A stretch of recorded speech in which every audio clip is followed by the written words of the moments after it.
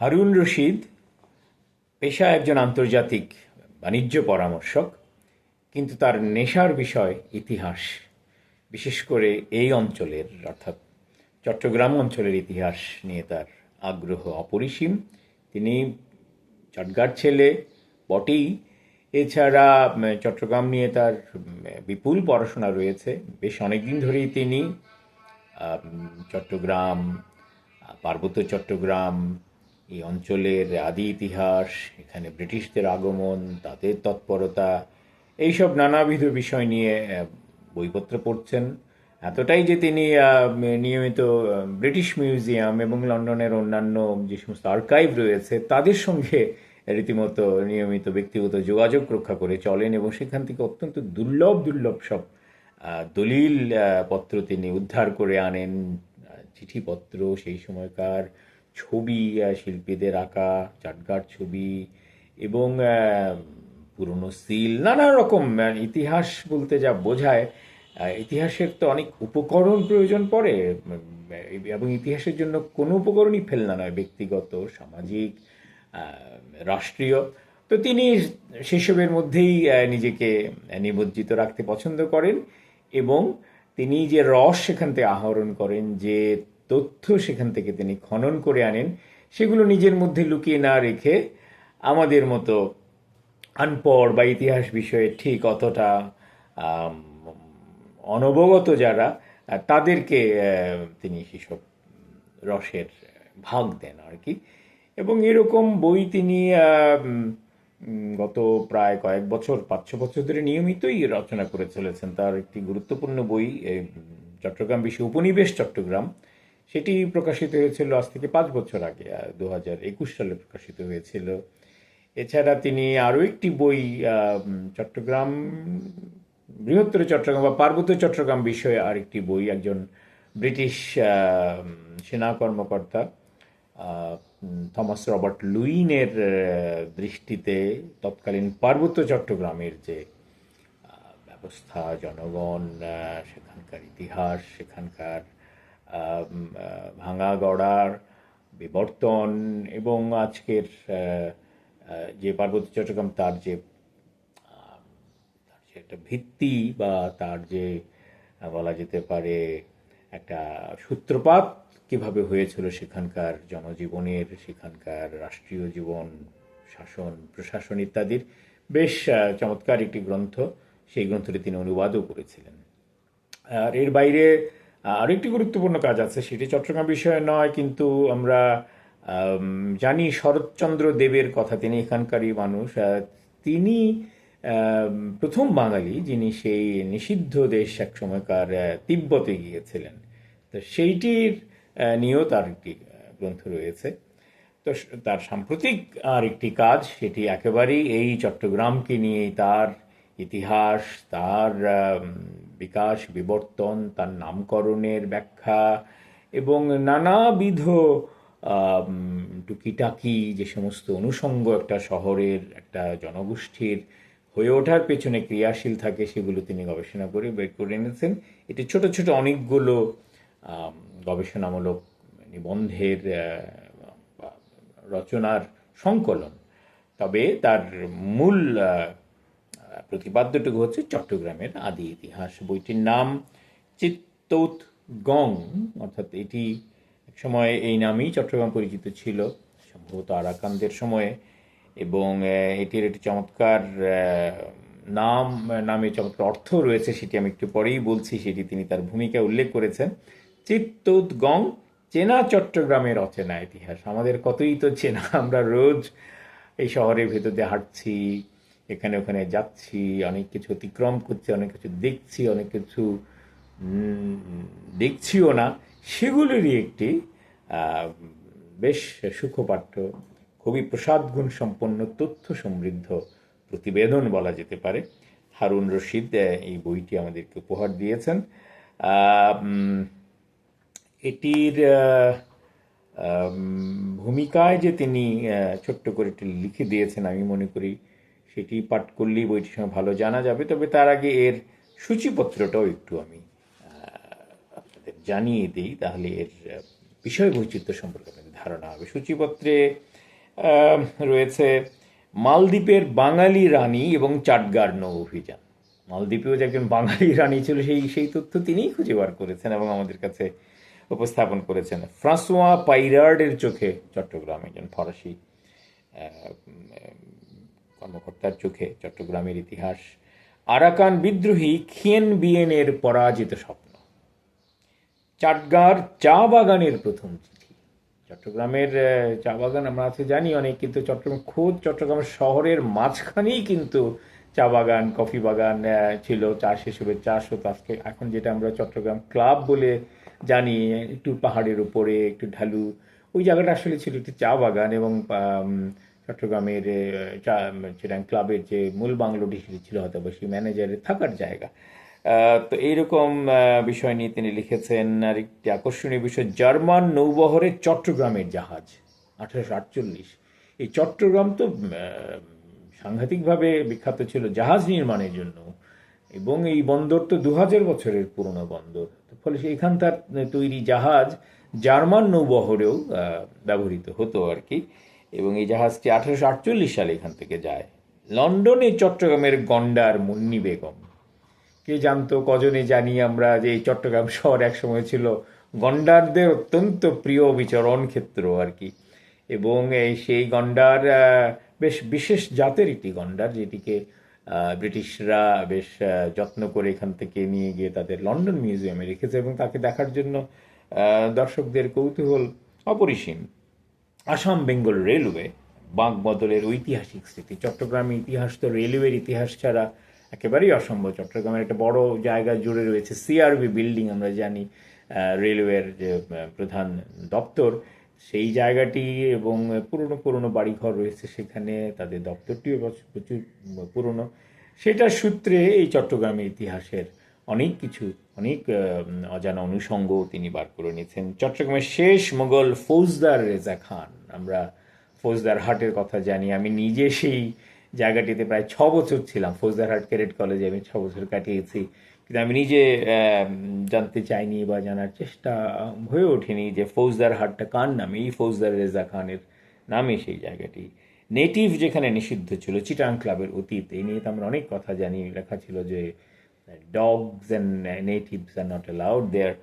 তো সেই সব গল্প। পীর বদরের চেরাগ এবং ফখরুদ্দিনের চাটগা বিজয়। বদর শাহ, বদরপাতির মাজার এখনো খুবই জমজমাট, খুবই বেশ জাগ্রত বলা যেতে পারে। সব ধর্মের মানুষজন সেখানে যান, যাওয়া আসা করেন, এবং তাদের ভেতরের যে এক ধরনের আধ্যাত্মিক তৃষ্ণা সেটি মেটানোর প্রয়াস পান। রবীন্দ্রনাথের চাটগাইয়া বন্ধু কেদারনাথ। রবীন্দ্রনাথ তো চট্টগ্রামে এসেছিলেন আমরা জানি, এবং এখানে তিনি বক্তৃতা দিয়েছেন। কিন্তু কার সূত্রে, কার বন্ধুতার আমন্ত্রণে তিনি এসেছিলেন, সেই কেদারনাথের কথা এখানে বিশদে বলা আছে। চাকমা বা রাজবাড়ির রহস্যময় কামান। চাকমা রাজবাড়িও একটি গুরুত্বপূর্ণ স্থাপনা। আমরা যারাই রাঙামাটি যাই, রাঙামাটি লেক বলে যেই তথাকথিত যে জলাশয়টি, জলাধারটি আছে, সেখানে যখন আমরা নৌবিহার করি তখন এই একটি অঞ্চলে ছোট্ট একটি গৃহ শীর্ষের একটি অবশিষ্টাংশ দেখা যায়। সেটিকে আমাদের আমাদের যারা পথপ্রদর্শক থাকেন, টুরিস্ট গাইড, তারা সগৌরবে রাজবাড়ির বাড়ি ছাদের অংশ বলে আমাদের বর্ণনা দেন। কিন্তু এই বাড়ি কেন জলের নিচে চলে গেল, কীভাবে, সেই কাপ্তাই ড্যাম নির্মাণের সময় 60-এর শুরুর দিকে কত অজস্র মানুষ, কত তাদের ক্ষেত খামার বাগান জলের নিচে তলিয়ে গিয়েছিল, কত মানুষ উৎখাত হয়ে অন্যত্র আমাদের পাশের দেশ ভারতের অরুণাচল অবধি তারা চলে গিয়েছিল, সেই ইতিহাস আমরা জানি। সেটি তিনি আরেকবার তুলে এনেছেন। বিশেষ করে সেখানে যেটি কামান আছে, একটা কামান, নামটা বোধহয় ফতে আলী বা এরকম কিছুটা নাম আমার মনে আছে, আমি দেখেছিলাম, সেরকম কিছুই হবে। কর্ণফুলী নদীর রহস্যময় পাথর এবং পীর বদরের কিংবদন্তি। আবারও পীর বদরের কথা আসছে। চট্টগ্রামের ইতিহাস বলতে গেলে পীর বদরকে এড়িয়ে যাওয়া সম্ভব। Village of Chittagong 1837। 1837 সালে একজন ব্রিটিশ কর্মকর্তার আঁকা, পেন্সিলে আঁকা শহরের ছবি, এবং সেই ছবির সূত্রে শহরের গল্প, বেশ আকর্ষণীয় একটি অধ্যায় রয়েছে এখানে।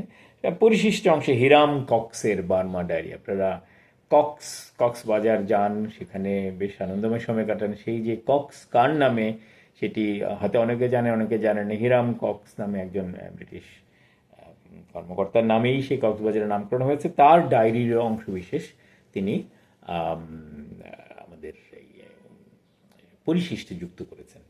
তো যাই হোক, আমার পাঠ প্রায় শেষ হয়ে আসছে। আমি এই সুযোগে আগেই বলেছি যে বইয়ের ভূমিকাটি দ্রুত আপনাদের পড়ে শোনায়, ফলে বইটি সম্পর্কে আর একটু আপনাদের বিশদ ধারণা হবে। ভূমিকা, হারুন রশিদ লিখছেন, ভূমিকা সিলেবাসের বাইরে, অর্থাৎ কিছু নতুন তথ্য বোধহয় তিনি আমাদের উপহার দেবেন। ঠিক কত যুগ আগ থেকে চট্টগ্রামে বসতির সূত্রপাত হয়েছিল, কিংবা বন্দর হিসেবে কত বছর আগ থেকে যাত্রা শুরু হয়েছিল, আমাদের কাছে স্থির কোনো প্রমাণ নেই। কিন্তু সেটা যে 2000 বছরের বেশি, তাতে কোনো সন্দেহ নেই। অন্তত 2000 বছর ধরে চট্টগ্রাম একটা আন্তর্জাতিক বাণিজ্য কেন্দ্র। খ্রিস্টপূর্ব যুগে এই অঞ্চলের আর কোনো বন্দর বহির্বিশ্বে এতটা পরিচিত ছিল না। প্রাচীন মিশর, গ্রিক, আরব কিংবা চীনের বাণিজ্য বহর গাঙ্গেয় মোহনার এই বন্দরেই বাণিজ্য করতে আসতো। পণ্যের বিনিময়ে পণ্য কিনে নিয়ে যেত। ভিনদেশি সওদাগররা এই বন্দর দিয়ে চট্টগ্রামের আশপাশের সবগুলো রাজ্যের সাথে বাণিজ্য করত। বিদেশি জাহাজ যখন এই বন্দরে নোঙর করত, তখন তাদের সাথে কিছু অজানা গল্প, কিছু অদেখা ঘটনাও উড়ে আসতো। সেই সব গল্পের অধিকাংশই হারিয়ে গেছে। এই পথে যারা এসেছেন সবাই বইপত্র লিখেননি। অল্প যে কজন লিখেছেন তার অধিকাংশই আমাদের নাগালের বাইরে। ইতিহাসের কাজ করতে গিয়ে মাঝে মাঝে দু একটি ঘটনা হাতে এসে পড়ে, সেগুলো জড়ো করেই এই সংকলন প্রয়াস। 2000 বছর আগে যে গ্রিক নাবিক এই অঞ্চলে এসেছিলেন, তিনি দেশে ফিরে গিয়ে পেরিপ্লাস অফ ইরিথ্রিয়ান সি না লিখলে আমাদের জানা হতো না গাঙ্গেয় নামের প্রাচীন এক বন্দর ছিল মেঘনা মোহনার কাছে। কিংবা 1607 সালে যে ফরাসি নাবিক চট্টগ্রাম এসেছিলেন, তিনি দেশে ফিরে গ্রন্থ প্রকাশ না করলে আমাদের কখনো জানা হতো না একদা এক বাঙালি নারী মালদ্বীপের রানী হয়েছিলেন। জানা হতো না চট্টগ্রাম থেকে একদল সৈন্য গিয়ে মালদ্বীপের রাজাকে হত্যা করেছিল। 1811 সালে চট্টগ্রামের সদরঘাট থেকে 17টি কামান চুরি হয়ে গেল ব্রিটিশ মালিকাধীন এক জাহাজ কারখানা থেকে। সেই ঘটনা বাড়তে বাড়তে পরবর্তীকালে রূপ নিয়েছিল ইঙ্গো বার্মা যুদ্ধে, এবং সমগ্র দক্ষিণ পূর্ব এশিয়ার মানচিত্রই বদলে গিয়েছিল। দেশে ফিরে অবসরপ্রাপ্ত ইংরেজ অফিসাররা স্মৃতিকথা না লিখলে সেই সব ঘটনাও হয়তো জানা হতো না। কয়েক বছর আগে ফ্রিগেট ডয়েচল্যান্ড নামে 1818 সালে চট্টগ্রামে তৈরি একটি জাহাজের বিষয়ে লিখেছিলাম, কিন্তু তখনও জানা ছিল না সেই জাহাজটি ছিল 1848 সালে গঠিত হওয়া জার্মান নৌবহরের প্রথম এবং প্রধান জাহাজ। মূলত সেই জাহাজটি দিয়েই জার্মান নৌবাহিনীর আদি যাত্রা শুরু হয়েছিল। আবার লন্ডনে গ্রিনউইচ মেরিটাইম জাদুঘরে খোঁজ করতে গিয়ে পাওয়া গেল 1792 সালে চট্টগ্রামে তৈরি শার্লট অফ চিটাগাং নামের চমৎকার একটি জাহাজের তথ্য ও ছবি। আমাদের জানা আছে বাংলাদেশের প্রথম চা বাগানটি যাত্রা শুরু করেছে চট্টগ্রাম শহরে, কিন্তু জানা ছিল না তার আগেই চট্টগ্রাম শহরে কফি চাষ শুরু হয়েছিল। চট্টগ্রাম শহরের মাঝখানে বিশাল এক কফি বাগান ছিল। চট্টগ্রামের বন্য প্রাণীদের নিয়ে খোঁজ করতে গিয়ে মুন্নি বেগম নামের এক বিখ্যাত গন্ডারের খোঁজ পাওয়া গেল 1872 সালের লন্ডন চিড়িয়াখানায়। বিরল প্রজাতির সেই গন্ডার রামুর জঙ্গল থেকে লন্ডনে গিয়েছিল। 1837 সালে চট্টগ্রামে একটা ঐতিহাসিক দাঙ্গা সংঘটিত হয়েছিল ভূমির খাজনা নিয়ে। চট্টগ্রামে ইংরেজ ম্যাজিস্ট্রেট বেধড়ক পিছুনি খেয়েছিলেন গ্রামের লোকদের হাতে। ঐতিহাসিক গুরুত্ব বিবেচনায় সেই ঘটনা নিয়ে একটা ডোকো ফিকশন এই সংকলনে আছে। এই অঞ্চলের কত উপাখ্যান হারিয়ে গেছে কেউ লেখেনি বলে। এরকম গল্পগুলো প্রচলিত ইতিহাসে থাকে না, কিন্তু এদের ঐতিহাসিক গুরুত্ব কিংবা আকর্ষণ কোনো অংশে কম নয়।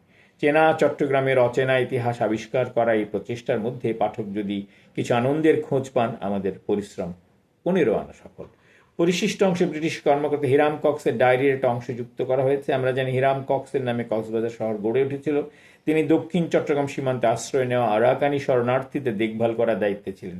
চট্টগ্রামে আসার 2 বছর আগে তিনি ব্রিটিশ বার্মায় ব্রিটিশ প্রতিনিধি হিসেবে কাজ করার সময় কিছু বিচিত্র অভিজ্ঞতা অর্জন করেছিলেন। পাঠকের কাছে কৌতূহল উদ্দীপক হতে পারে ভেবে সেই অভিজ্ঞতার কিছু অংশ রাখা হয়েছে। সবশেষে নামকরণ। চিত্তৌৎগং প্রাচীন আরাকানি শব্দ। চট্টগ্রাম নামের উৎস হিসেবে যে কয়েকটি প্রাচীন সূত্রের কথা অনুমান করা হয় তার মধ্যে এটি অন্যতম। এই শব্দের অর্থ আর যুদ্ধ নয়। প্রায় 1000 বছর আগে আরাকানিরা চট্টগ্রামে যুদ্ধে জয়ী হওয়ার পর বিজয় স্মারক হিসেবে কর্ণফুলী নদীর তীরে এই শব্দটা পাথরে উৎকীর্ণ করে রেখেছিল। পাথরটা হারিয়ে গেল, কিংবদন্তিটা রয়ে গেছে। এই সংকলন সেই প্রাচীন নামটিকে সংরক্ষণ করছে।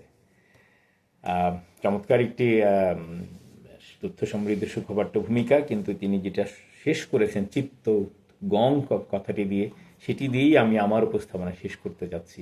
এই শব্দের অর্থ আমরা জানলাম যে আর যুদ্ধ নয়, অথচ এই মুহূর্তে ঠিক যখন আমি কথা বলছি তখনও কিন্তু পৃথিবীতে যুদ্ধের ঘনঘটা। পাকিস্তান আফগানিস্তান আক্রমণ করেছে, ওদিকে যুক্তরাষ্ট্র ইরান আক্রমণ করেছে, সেই যুদ্ধ ছড়িয়ে যাচ্ছে গোটা মধ্যপ্রাচ্যে। একটা যুদ্ধের ডামাডোলের মধ্যে আমরা পড়ে গেছি, কিন্তু সেটি কারো কাছেই কাঙ্ক্ষিত নয়। আমরা সবাই শান্তির আহ, অভিযাত্রী, এবং আমরা চাই পৃথিবীতে শান্তি নামক যুদ্ধ চিরতরে অবসািত হোক, এবং আমরা সব দেশের সব মানুষ, সব ভাষার, সব জাতির একসঙ্গে মিলেমিশে একটা সম্প্রীতির পৃথিবী গড়ে তুলি, যার মূল কথা হবে চিত্তোদ্গম, আর যুদ্ধ নয়। ভালো থাকবেন।